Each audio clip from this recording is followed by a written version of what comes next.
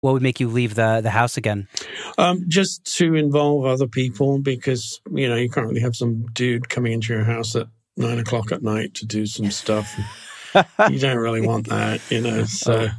Believe me, I know. Yeah. My studio's in my the spare bedroom of my apartment, so you know, I got my son to sleep just in time before we got on our call. Oh, right, okay. So, there's definitely advantages and disadvantages to having it in your house, and it's worked very well for me actually. The last sort of you know, I guess 6-7 years or something like that. It's been good, you know. But at the moment, it's like the economy is not good in the United States. And LA has, when I first moved down here 10 years ago from San Francisco, everything was, I'd say 25 to 30% less expensive than San Francisco. And now I don't know that there's very much difference. It's gotten very, very expensive. And in fact, I was talking to my business manager a couple of days ago, and he said about 30% of his clients have left LA, moved to places like Austin, Texas, where there's no state tax. You know, so there's a pretty big exodus going on, I think, because it really has. It's very expensive here now. Yeah, it's all the cities in the world, I think, seem to be going through this. Yeah. You know, it's true here in Israel also. Jerusalem and Tel Aviv are just exorbitantly expensive compared to what people are earning. It's like it's crazy, and I know New York is the same way. Yeah, We're living in weird times. I mean, luckily you could do this work now from anywhere, but I think, like you talk about the connections you made at Vintage King, that only happens in a city in like LA. Well, exactly, and that brings up a very interesting point actually, because when I was going to move down here from San Francisco, you know, I went to see Eric Valentine actually, and I asked him, you know, do you think I should move down here? And he was like, he said, let's say you're a hat maker and you know, make hats in a town where you're the only hat maker in town. And he goes, it's probably a good idea to move to a place where there are a lot of other hat makers, because although there's going to be a lot of competition, people understand hats and they wear hats, and there's a market for hats, and they understand, you know, it's a thing. Mm-hmm. So I thought that was a very interesting way of looking at it, actually, because that's pretty much exactly the way it is. It's like, if you come and work in LA, now I don't know about now, people seem to be going other places, but for the last 10 years... Didn't Eric Valentine just leave? Yeah, he did. Right? Yeah. I've actually spoken to a bunch of the people that worked at Barefoot, like Tim O'Sullivan and Mike Pepe and stuff. Yeah. Uh-huh. Yeah. Mm-hmm. They sold that place, which now actually Eric's studio belongs to an advertising agency and they're going to keep that live room, thank goodness. Oh, that's amazing. So a friend of mine actually is kind of in charge of kitting it out. You know, they're building an Atmos room in there and redoing the control room and stuff. But yeah, it's interesting. But anyway, so moving to LA, you know, everyone is here basically. All the people that you know, especially in mastering, the Bernie Crumans, the Doug Saxes, you know, so on and so forth. So you kind of have to up your game a bit, or quite a lot actually. And when you're in another people in San Francisco probably won't like me saying this, but you don't realize that there's like this other level to go to. And so when you move to LA, I mean, it's like, you know, that's like all the classic records that we listened to our entire lives, for the most part anyway, were made here. So it kind of brings you up a notch or two. You feel like you really have to kind of, your stuff has to sound as good as their stuff does. Otherwise, you're not going to be here very long, basically, is what it is. Yeah. So that is kind of interesting. That's an interesting thing. Yeah, it was just a mentality switch. It was just like, okay, John, I'm going to work a lot harder now. It's just being in a place like this.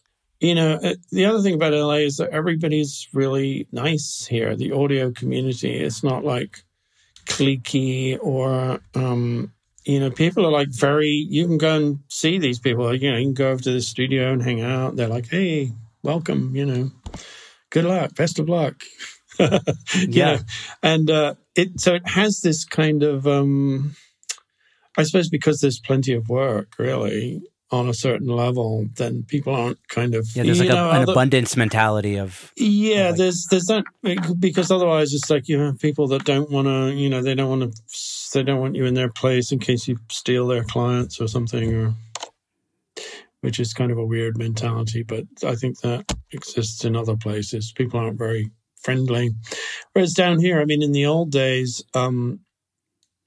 somebody told me that the major studios, back in the 70s and stuff, would have, they'd have like softball games.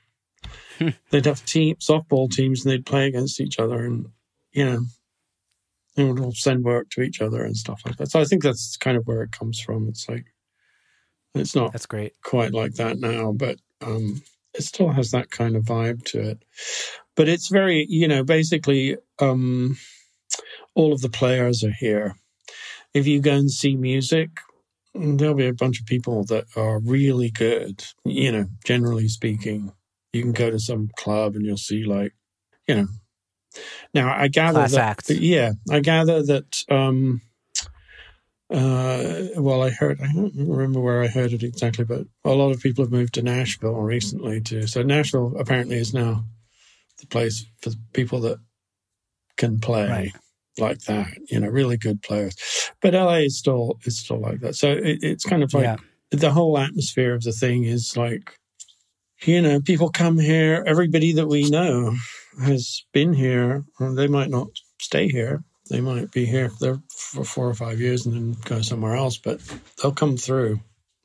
Yeah. Makes a lot of sense. It seems like a lot of people, even New York seems to have shut down basically as in terms of like Mecca status as a music city. And it seems like it's pretty much LA and Nashville these days in the States. Yeah, it does seem that way. Yeah, and maybe London also is a Mecca. London is an interesting thing. My manager lives in London, so I get sort of English music, and it's a different kind of vibe, There's a lot of interesting stuff going on in London, though, absolutely. I think. Yeah, totally. I'm a big fan of British music just in general, starting from the Beatles through Radiohead. So that's it definitely has a soft spot in my heart. But I guess it's the perfect opportunity to bring up the Billie Eilish record, which is, obviously really well known. And I love that record that you did, When We All Fall Asleep, Where Do We Go? How did that project come through your door?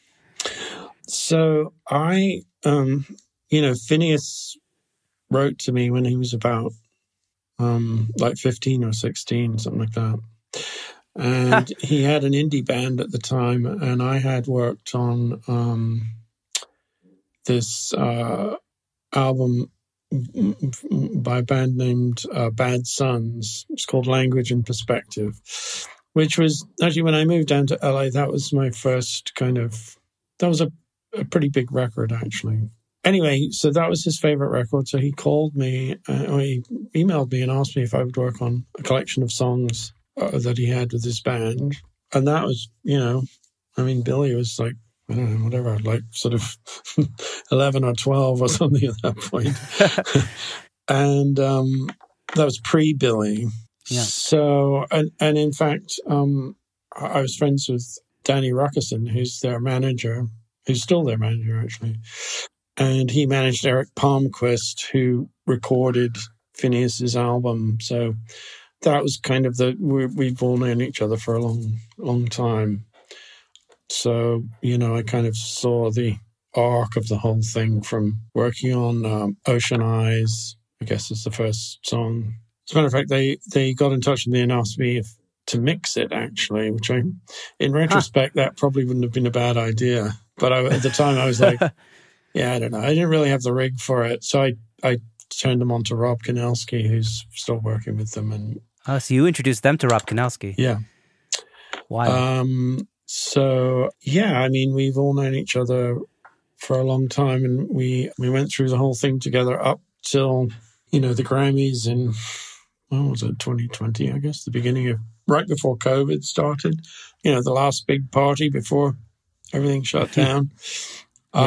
So from that point to, when they basically swept the Grammys, which was a pretty extraordinary experience. I remember that, yeah. Yeah. It was amazing. And then I worked on a couple of other things. And then for the most part, they ended up working with Dave Kutch on the last album. So, which is fine. You're not going to work with people forever. It's like, it's interesting because I see, there's this Facebook group called Mastering Engineers Worldwide, which a lot of people get really bent out of shape when somebody they've been working with for years and then they do work with somebody else, But actually, I think that's kind of how it's supposed to be, really. It's like, you want a different sound it's like being in a relationship, Some people stay in relationships too long and it's no longer working for them or whatever.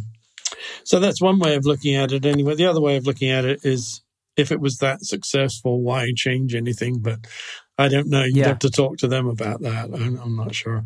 Yeah. Yeah, so I did one song on the last album, which apparently is enough to be nominated for a Grammy, which was interesting. So we went to Las Vegas, but they didn't win anything this year. Last year.